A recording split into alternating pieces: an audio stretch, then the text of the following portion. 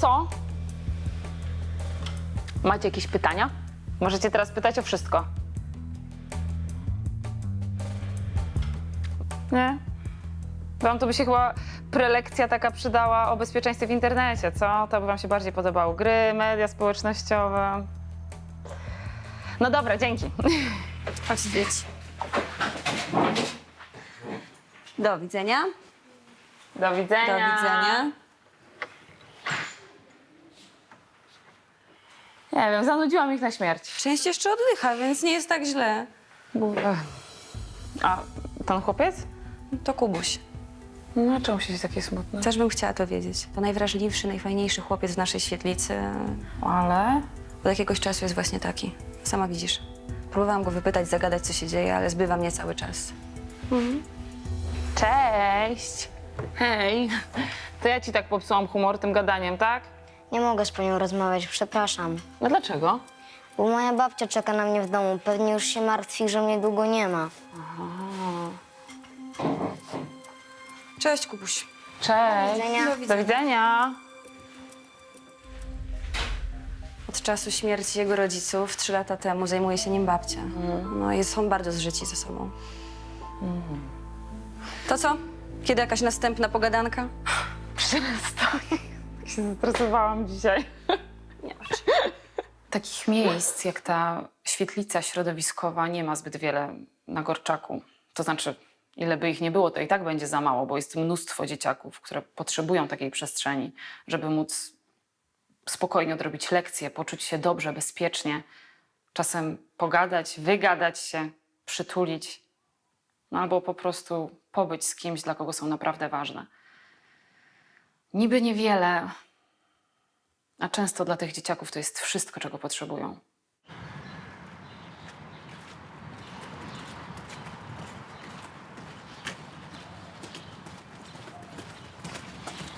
Pani Dzielnicowa! Pani Dzielnicowa! Tam w bramie! Kurwa, chyba trup! Nie żyje, nie wiem! Ale gdzie? Co? Tam leży dziewczyna, nie wiem! Nie wiem! Niech pani, kurwa, ja pierdolę! Boże, niech pani zobaczy! O, przepraszam. Najświętsza panienka! Hej!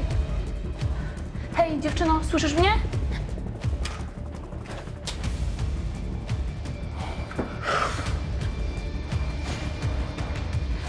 Tu 6, dajcie mi karetkę na kolistą. Ile? Jaki numer? Ona żyje? Jaki numer tu jest? 11!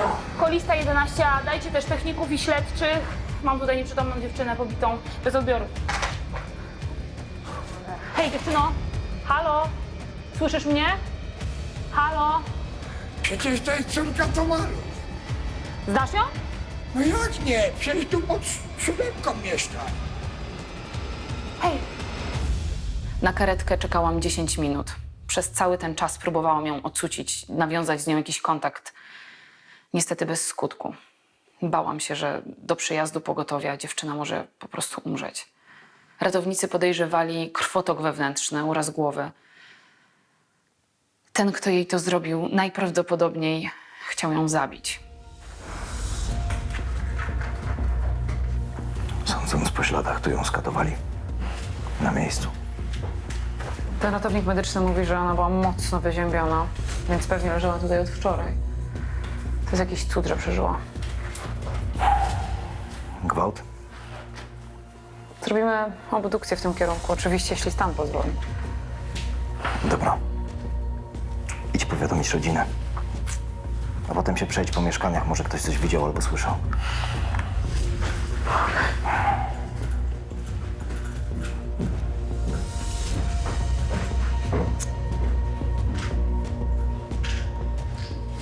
Długo się jeszcze będziesz z tym pieprzył? Potencjalnie w każdym mieszkaniu mógł być świadek zdarzenia. Przecież to się działo pod nosem tych ludzi, ale z jakiegoś powodu nikt nie zareagował.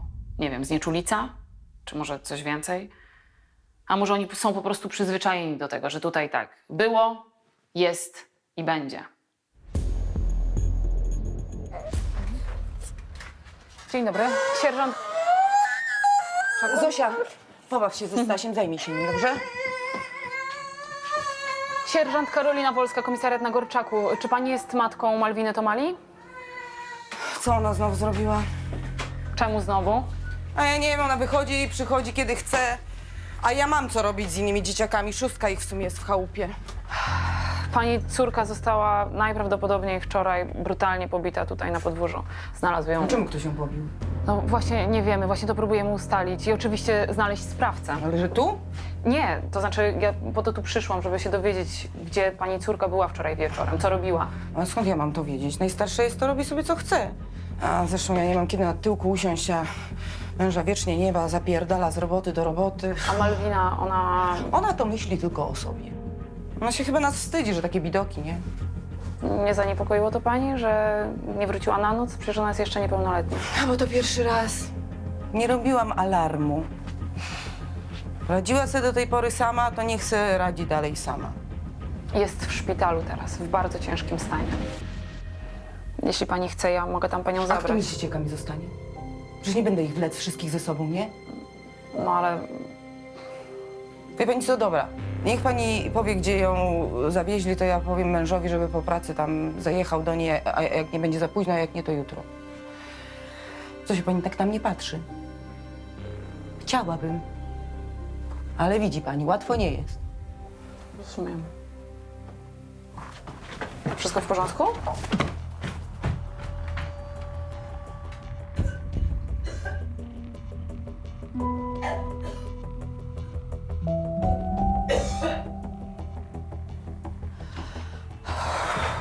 Wszystko w porządku? Nic się nie stało?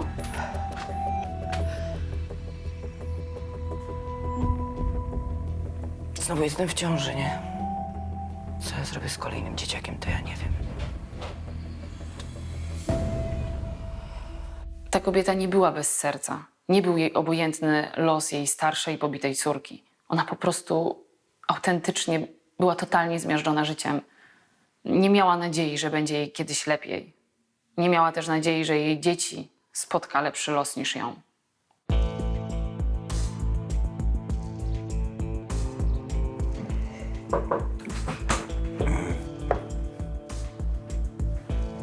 Dzięki. Dzięki za informację.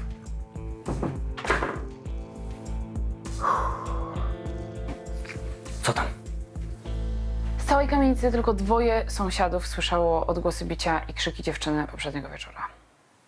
No i No i nic. Stwierdzili, że tam każdy ciągle się z kimś, ktoś leje i nie zareagowali. Podgłosili telewizor, zasłonili zasłony. Tyle. pierdolony Gorczak. Jak ja będę czekał na dzień, kiedy się wreszcie stąd wyrwę. A ty co? Pewnie będziesz tu siedzieć do usranej śmierci, co? Bo tym ludziom trzeba pomagać, bo oni nie są wszyscy źli. Rafał, Nie są. Tylko połowa jest zła, a druga połowa jest pojebana. dobrze rozumiem. Gówno rozumiesz. Masz tę swoją misję, to ją sobie miej. Ja coś idę zjeść. A, dzwonili ze szpitala.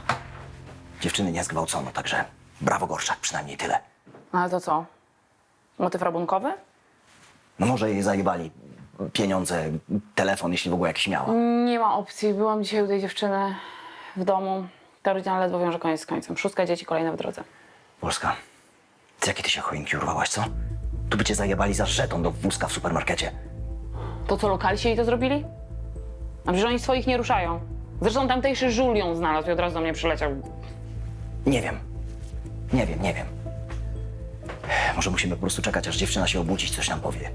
A to raczej szybko nie nastąpi.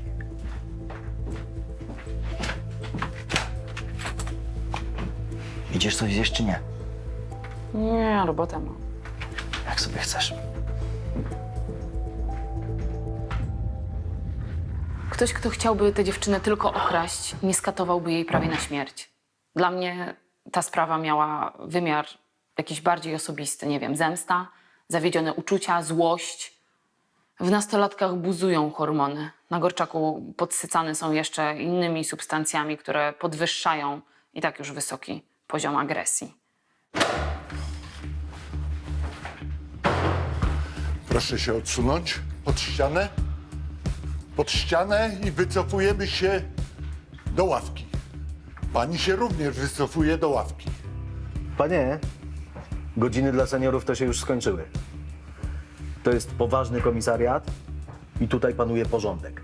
Dlatego zapraszam na koniec kolejki. Mam dowody potwornej zbrodni. Dzielnicową Wolską natychmiast i migiem. No, nie ma śmiechu, to jest poważna sprawa. Migiem to ruskie latali. Nasze też latali w służbach lotniczych, również robiłem. Tak, już. Służba naziemna, na mechanika mnie chcieli na lotniskowiec, ale mam chorobę morską i nie lubię się brudzić, więc odmówiłem. Człowieku, polskie wojsko nigdy w życiu lotniskowca nie miało. Ale miało mieć. Wiesz pan co?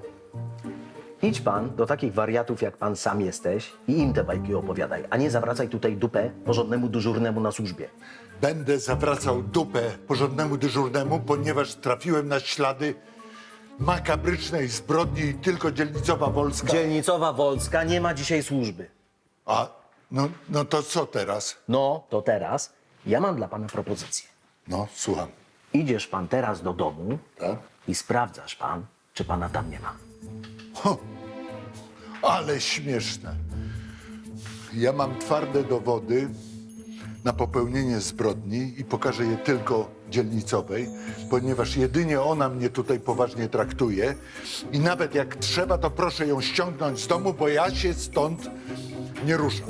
Proszę uprzejmie. O! Niezłe dyby. Ona tak lubi. To jest bardzo dobry model. Wolska, Amand do ciebie. Już leci. Migiem. No przecież pan żeś powiedział, że jej nie mam dzisiaj na służbie. A pan żeś mówił, żeś pan latał na lotniskowcu. Pływał. Panowie, co tutaj się dzieje?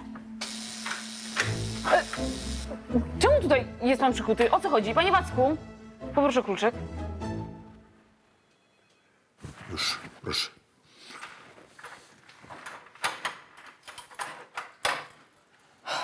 Pani dzielnicowa, ja mam poważne dowody na popełnienie straszliwej zbrodni. Wszystko zarejestrowałem na zdjęciach. Zaraz pani pokażę, proszę bardzo. O, cholera, bateria siadła. Masz pan ładowarkę? Albo nie, lepiej. Pani pojedzie ze mną, ja pani wszystko pokażę. Dobrze, ale Czekam przy radiowozie. wezmę rzeczy i jedziemy. Dobra. Jedziecie. Jest pani gotowa? Bo to może być dla pani szok. Tego się nie da opisać ludzkimi słowami. Proszę bardzo.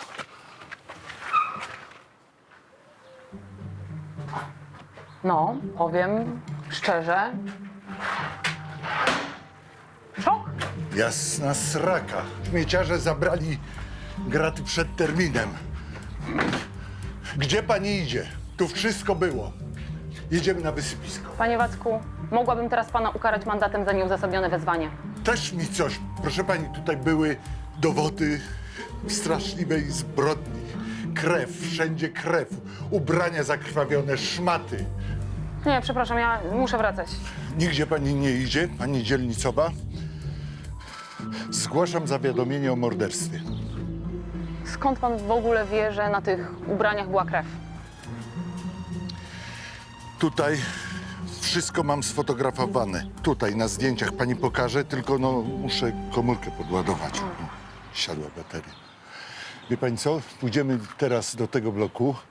Oni są przypisani do śmietnika i proszę pani, tam trzeba wszystkich przesłuchać, aresztować i przeszukamy mieszkania. Ja pani będę pomagał. Panie Wacku, ja bardzo się cieszę, że z pana jest taki czujny obywatel, ale w tym momencie nie mam podstaw do wykonania takich czynności, także dziękuję za wsparcie. Miłego dnia. Myślałem, że pani jest inna. Wacław Józef Minoga, czyli nasz dzielnicowy kierownik śmietnika, bo tak go tutaj wszyscy nazywamy. Niby pilnuje tych swoich nieszczęsnych śmietników, ale tak naprawdę pilnuje porządku na dzielni. Uważa, że nic nie powie tyle o człowieku, co jego śmieci. No i tu się z nim zgadzam, ale czasem wyciąga zbyt pochopne wnioski i trzeba go trochę hamować w tych jego kryminalnych zapędach.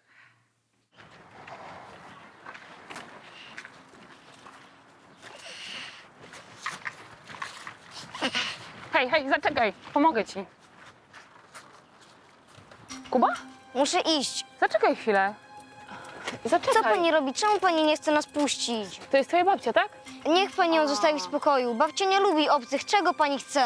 Ale zaczekaj. Ale Tak? Ta pobita dziewczyna, Malwina Tomala, jest w stanie krytycznym. Wprowadzili ją w stan śpiączki farmakologicznej, żeby ją ratować. Właśnie dzwonili ze szpitala, To znaczy, że... że może już nigdy nic nie powiedzieć. Jedź jeszcze raz do jej starych, spróbuj coś więcej wyciągnąć. Dobra.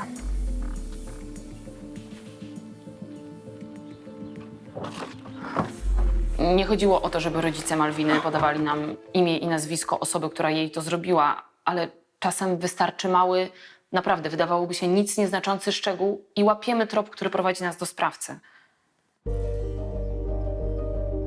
Przepraszam, że panią tak znowu nachodzę, ale może coś się pani przypomniało, może Malwina miała jakieś kłopoty, ktoś ją... Byłam u niej przed chwilą. Sąsiadka została z dzieciakami.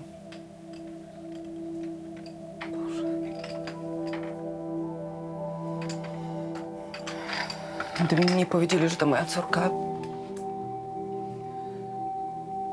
nie poznałam jej. Taka cała spuchnięta, posiniaczona. Słyszałam, że jej stan się pogorszył. Naprawdę jest mi bardzo przykro. Powiedzieli, że jeżeli przeżyje, to nigdy nie wstanie. Trzeba będzie ją karmić, przewijać, myć. Jak ja mam się tym wszystkim zająć? Jak mam się nią zaopiekować? Jak dzieci takie małe? Lekarz powiedział, żeby pomyśleć o hospicjum. No jeżeli w ogóle przeżyje. My naprawdę robimy wszystko, żeby znaleźć osobę, która to zrobiła pani córce. Ale bez państwa pomocy A co ja mogę pani powiedzieć? Nic nie wiem. może miała jakieś kłopoty w szkole? Wpadła w jakieś towarzystwo? Proszę pani, to jest tylko jakieś towarzystwo. Dobrze pani o tym wie. Malwina raz chodziła do szkoły, raz nie. Piła, paliła. Ćpała to nie wiem, bo nie odróżniam. Kilka razy coś ukradła, tyle.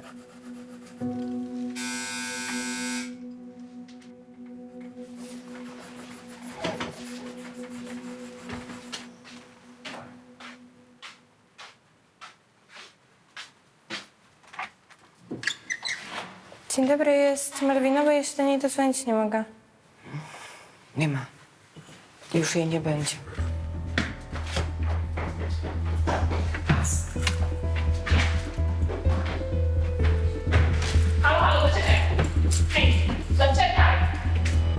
To była najbliższa koleżanka Malwiny, Gabrysia. Chodziły razem do szkoły, po szkole też trzymały się razem. Miałam nadzieję, że czegoś się od niej dowiem. W końcu Malwina musiała się komuś zwierzać ze swojego niełatwego życia.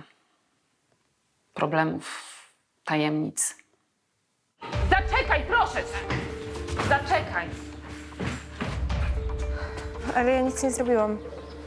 Spokojnie, sierżant Karolina Wolska. Ja pracuję w komisariacie na Gorczaku, jestem dzielnicową. Chcę z tobą tylko porozmawiać o Malwinie, to jest bardzo ważne. Czy jej matka w ogóle wygaduje, że jej nie będzie? Ona teraz jest w szpitalu, w bardzo ciężkim stanie, została wczoraj pobita. Kiedy ostatnio się z nią widziałaś? Wczoraj w szkole, ale ja jej nic nie... Spokojnie, ale może coś wiesz, coś, co pomoże nam znaleźć sprawcę. Nie. Ma jakieś problemy? Nie, nic mi ostatnio nie mówiła. Muszę już iść, naprawdę. Chcesz dokończyć tę rozmowę na komisariacie, tak? No to powiedz mi, pokłóciłaś się ostatnio z kimś? Ktoś jej nie lubił? Może ona coś komuś zrobiła? Nie. Malwina jest bardzo ładna, mega w porządku. Radzi sobie pomimo tego, że w domu nie ma za bardzo pieniędzy, ale... Ma jakiegoś chłopaka? Nie. Znaczy, ostatnio spodobała się takiemu jednemu starszemu spoza szkoły. I co? pisali ze sobą trochę, ale Malwina mówiła, że to straszny burak i nie chciała skontynuować z nim znajomości. I tyle? Ale z tego, co wiem, to jemu się podobno nie odmawia. Skoro się nie odmawia, to może on ją tak urządził. Gabrysia nie chciała nam powiedzieć, o kogo chodzi, ale na szczęście media społecznościowe wiedzą wszystko. Po 2 godzinach ustaliliśmy tożsamość chłopaka, poznaliśmy też jego adres. Na miejscu okazało się, że chłopak jest dosyć rozrywkowy.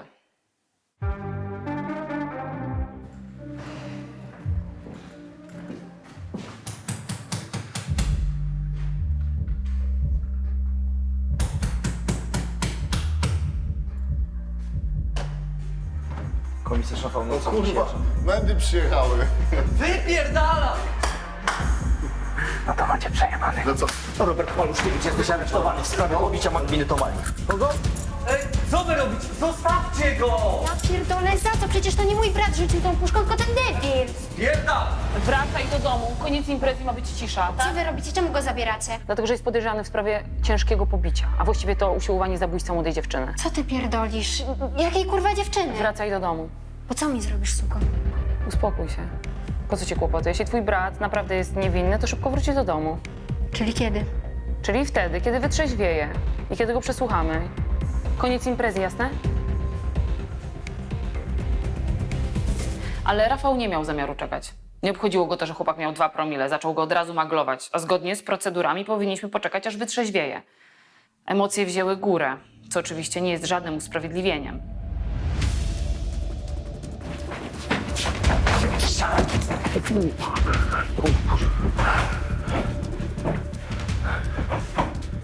Poznajesz? Nie znam jej. Ma z ryja kotlet siekany. Bo ją tak urządziłeś, skurwysynu. Może tu. A, to ta. Fajna dupa z twarzy była. Przecież ci tak wpierdolę, że będziesz... Zaczekaj. Rafał, ja wiem, że jest późno. Wiem, że Malwina... Umiera. Masz coś jeszcze do dodania? On jest nietrzeźwy, a to, co robimy, jest niezgodne z procedurami. Także... Spotkałeś się z nią przynajmniej raz, tak? Ona więcej nie chciała. Jest niepełnoletnia. No i przecież nie bzykałem. To w ogóle jakaś pojebana gówniana była. Pobiłeś ją za to, że nie chciała się z tobą więcej spotykać, tak? Kto wam tak powiedział? Nieważne. To ja nie chciałem się z nią spotykać. Napisałem jej to się wkurwiła i zaczęła po mnie jechać. Jak jechać? W SMS-ach, w necie jakieś chore posty wrzucała. W ogóle pojebana jakaś laska. Bo ją olałem. Sprawdźcie sobie w moim telefonie, w internecie i się odjebcie. Mam teraz nową dziewczynę. Zresztą widzieliście u na chacie. Cyc jest, tyłeczek jak trzeba. Rucha się fajnie i coś z tego będzie. To jak? Puścicie mnie? Nic więcej nie udało nam się z niego wyciągnąć. Ale został jeszcze na dołku do wytrzeźwienia i potwierdzenia jego alibi. Ja miałam jeszcze jedną bardzo ważną rzecz do zrobienia. Nie mogłam tego odpuścić.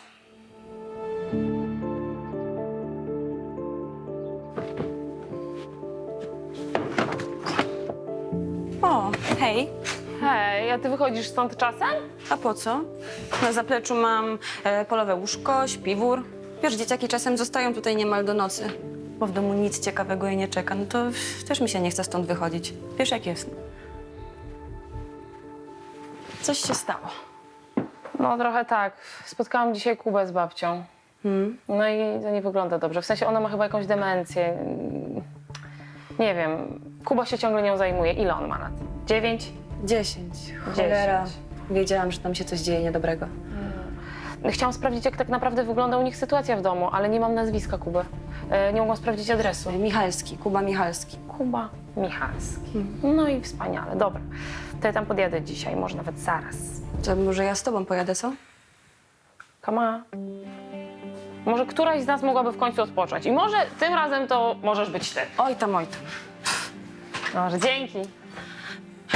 Papa. Dzięki. Idź już sobie. Ty, ale weź już idź do domu, dobra? Spadaj. Ustaliłam adres chłopca. To była jedna z gorszych części Gorczaka. tym bardziej nie można było dopuścić, żeby Kuba mieszkał tam praktycznie sam, bez opieki. To było niebezpieczne osiedle dla dorosłych, a co dopiero dla 10-latka.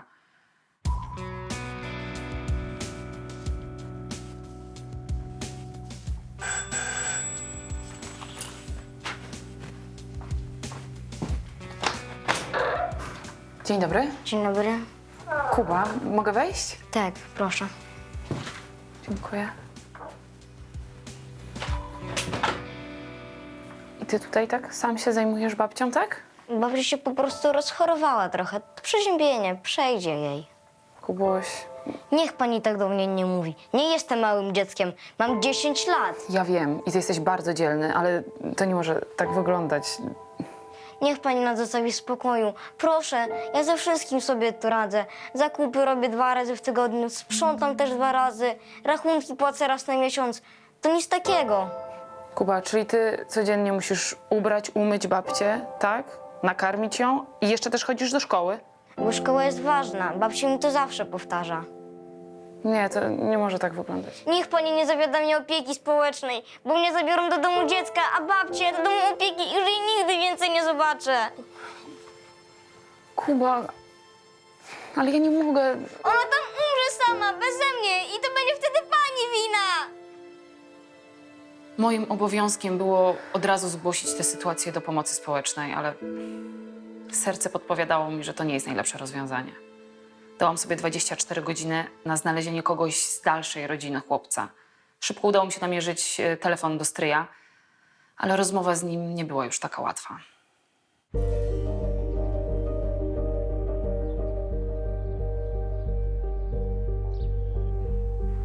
No właśnie ustaliłam, że pan jest najbliższą rodziną Kuby. Ale w takiej sytuacji on trafi do pogotowia opiekuńczego, a później do domu dziecka. Rozumiem, ale... No dobrze, rozumiem. Nie może pan pomóc, tak? Okej. No musiałam spróbować, dobrze. Mi też jest przykro, dziękuję. Do widzenia.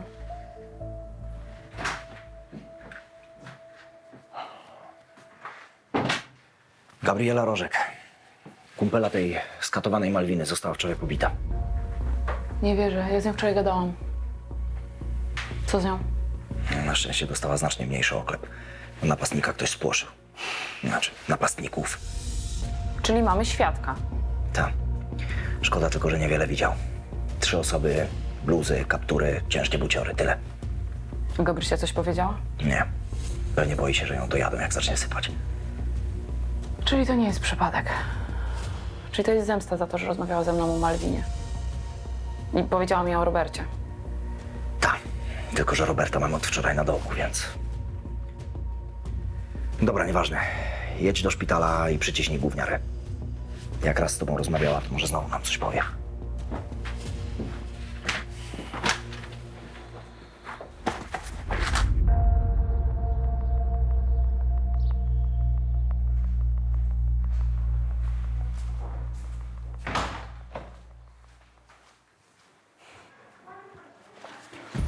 Gabrysia, Niech mi pani da spokój. poczekaj. Ja rozmawiałam z lekarzem. Podobno nie ma przeciwwskazań do przesłuchania. Ale ja nie chcę, chcę już wrócić do domu. Zaczekaj, proszę cię. Zanim wyjdziesz, pójdziemy jeszcze kogoś zobaczyć, dobrze? Kogo? Malwina żyje tylko dlatego, że jest utrzymywana w stanie śpiączki farmakologicznej. Ale wyzdrowieje, prawda? Lekarze nie dają jej szansy na jakieś normalne życie. Najprawdopodobniej będzie już tylko leżeć do końca życia. Ja muszę stąd wyjść. Gabrysia, ale zaczekaj. Zaczekaj, proszę cię, to jest bardzo ważne, żebyś powiedziała nam coś, co pomoże nam zidentyfikować tych, którzy ciebie pobili. To są najprawdopodobniej te same osoby, które skatowały Malwinę. Słyszysz? Zrób to dla niej. Gabrysia, gdybyś zmieniła zdanie...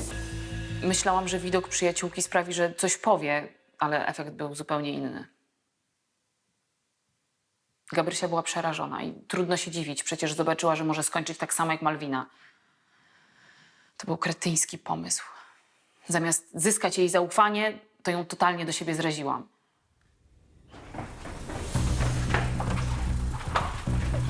Do Do widzenia! Ty agresywny ciulu! Pożałujesz tego, zaraz to wrzucę do internetu, wszyscy to zobaczą. Jeju, wszyscy!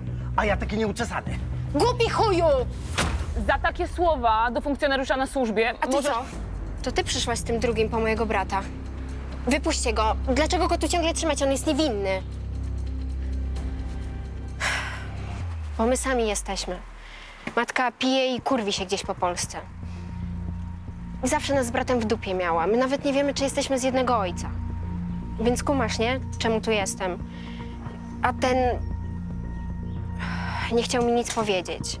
Dziewczynę ze złamaną ręką tak szarpać. Co to, gestapo? Twój brat niedługo wróci do domu. Właśnie jego alibi. Był z kolesiami na imprezie, jak pobili te pizdunie. Jak tylko to sprawdzimy, to go na pewno wypuścimy. Nie trzymamy tutaj nikogo dla zabawy, więc ty wracaj do domu, dobrze? Jasne. Zawsze się czepiają tych niewinnych. Pani Wielnicowa, Co się dzieje?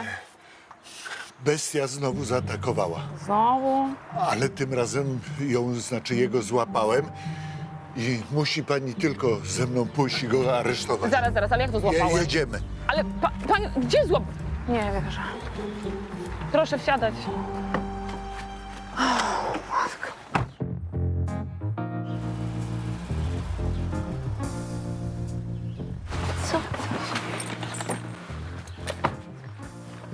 Halo! No kurwa, otwórzcie te drzwi! Co pan człowieka w śmietniku zamknął? To nie człowiek, to bestia. Otwierać te drzwi, kurwa! Spokój, proszę to otworzyć natychmiast. Teraz!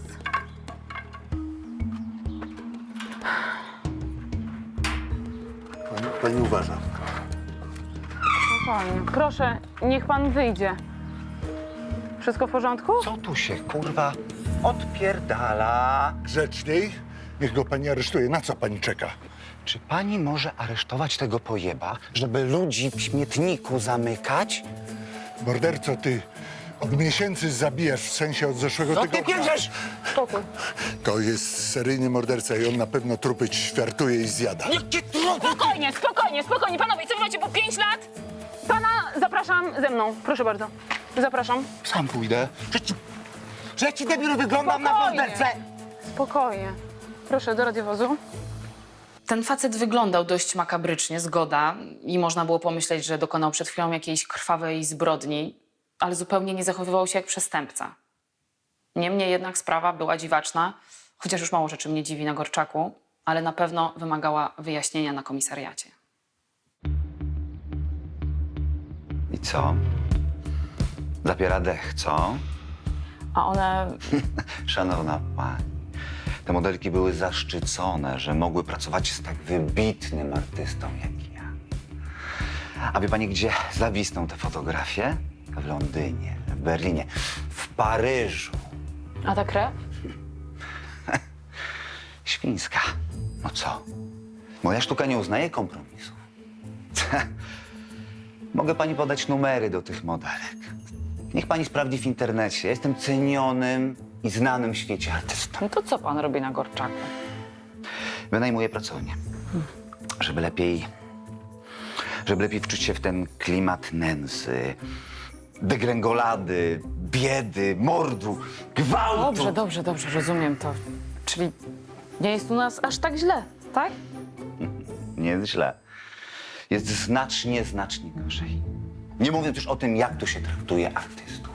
Jak tylko skończę ten projekt, wracam z powrotem do mojej Warszawy, do mojego 200-metrowego apartamentu, a moja noga więcej tu nie postanie. Dno i 3 metry mułu. I radziłabym jak najszybciej dotrzeć do pracowni, panie Karolu, żeby się umyć i przebrać. Spacerowanie w tym anturażu może spowodować szybki powrót na komisariat. Co wy wiecie o sztuce, profanie?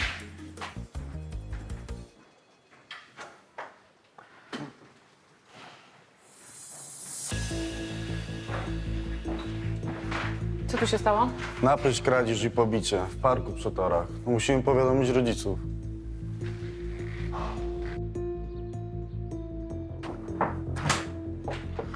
Rafał, rodzice tych dziewczynek są już w drodze, będą za jakieś 20 minut, będziesz mógł je przesłuchać. Nie wiem, to musi być jakiś gang kolesi napadający na nastolatki. Mam nagranie z tego pobicia. Ale co, jakiś świadek się zgłosił? Tak, bardzo odważny facet. Jak zobaczył, że gówniary dostają w pierdol, to się schował za drzewem. No. Ale przynajmniej wszystko nagrał. Ale to mogę to zobaczyć? Masz to? Ale raczej się zdziwisz. Markule! Głucha jesteś, pizdo? Kasa! Zaraz pierwszą dostaniesz! Już! Kasa! Dawaj te telefony! Już!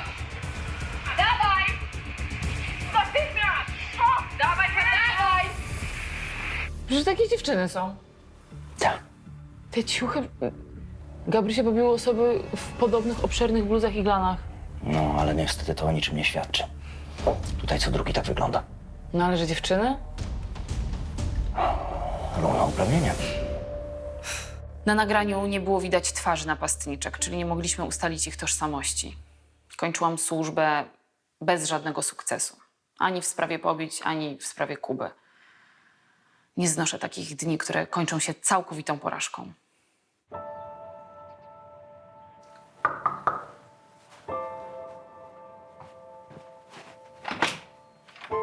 Cześć.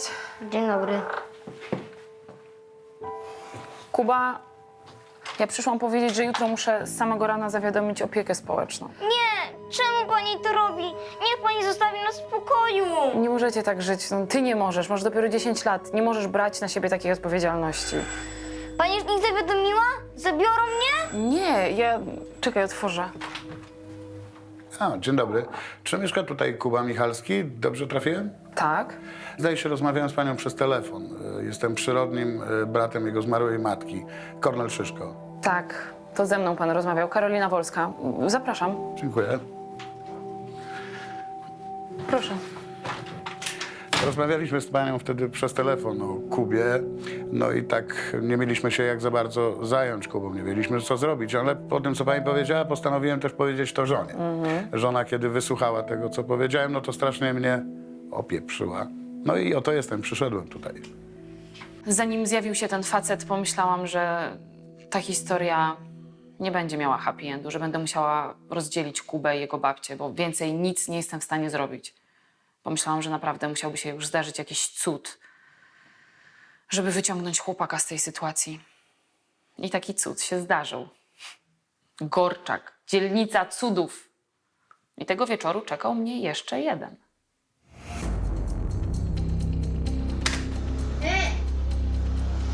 Markule! Głucha jesteś, pizdo? Kasa! Zaraz pierwszą dostaniesz! Już! Kasa! Dawaj te telefony! Już! Kurde. Dawaj! Natychmiast! O, dawaj, dawaj! Kasa! Już!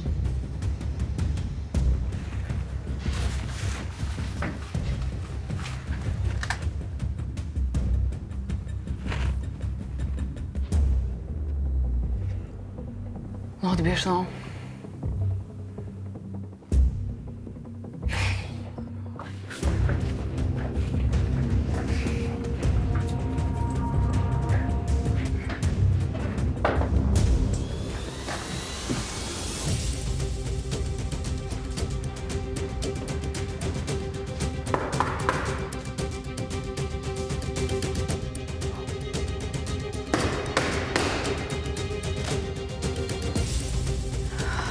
Nie no, kurwa, znowu przyszłaś do mojego brata się dopierdalać?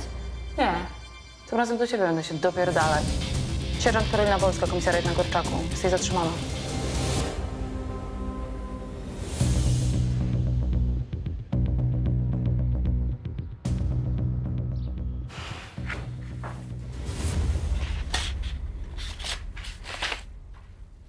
Pożygam się przecież. No to żygaj. Tylko zobacz najpierw, co jej zrobiłaś. Ja? Pojebało was? Ja mam rękę w gipsie. Złamaną. Niby jak? No i właśnie twoją rękę widziałam na tym nagraniu. Byłeś wśród napastniczek, zaatakowały się 2 dziewczynki. 8 i 15 lat. Przedszkolaków też napierdalacie? Wal się, psie. I ona niech też się wali. I Gabrysię też tak pobiłaś, tak? Bo naprowadziła nas na twojego brata. Kto gada z psami, ten ma wpierdol. Każdy to wie. A co wy kurwa myślicie?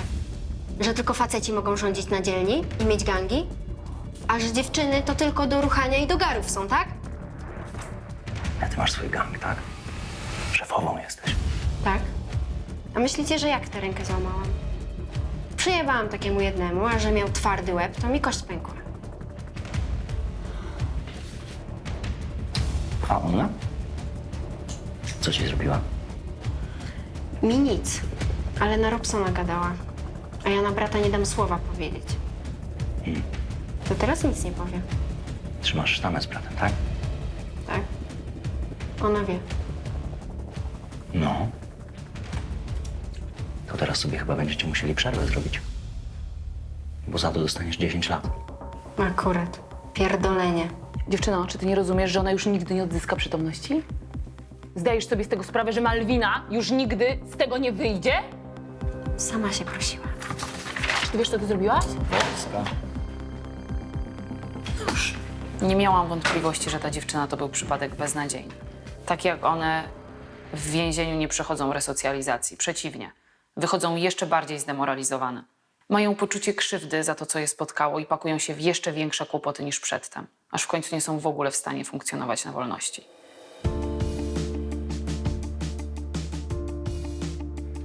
To teraz już wiecie, że internet jest fajny, ale trzeba się mieć na baczności, prawda? Bo może być różnie. Jak na naszym Gorczaku. Dobra, zmykajcie. Cześć! No a ty co? Dzisiaj już tak nie przynudzałam, prawda? Trochę. Ja cię chciałem pożegnać, pani Karolino. Jak to pożegnać? Wyjeżdżam. Gdzie ty wyjeżdżasz? Jadę do wujka i ciotki, będę mieszkał z ich dzieciakami. Mają dom na wsi, jest jezioro i hodują konie. Ale bomba, co? Babcia też ze mną jedzie. Może jej się tam trochę poprawi. Ojej! Ojej, super! Zrobimy sobie selfie. Dostałem telefon od wujka, na pamiątkę będę miał. Ze mną? Tak. Też? Dobra. Tako? Tak, tu. A, no. Czekaj. No, jeszcze raz, już. A, Rebeka. I tylko. I jeszcze tylko. Aha. Ireneusz Kowal. Jego żona wczoraj zgłosiła zaginięcie. Stój, mam strzelam, stój! Jak się pokapują, że jesteś psem, to zajebią nas obu. To masz zajebisty interes, żeby się nie pokopywali. Ty jesteś pies! Dąciakowski pies! Knockout! To jest pies! To jest brat hrabiego! To jest pies!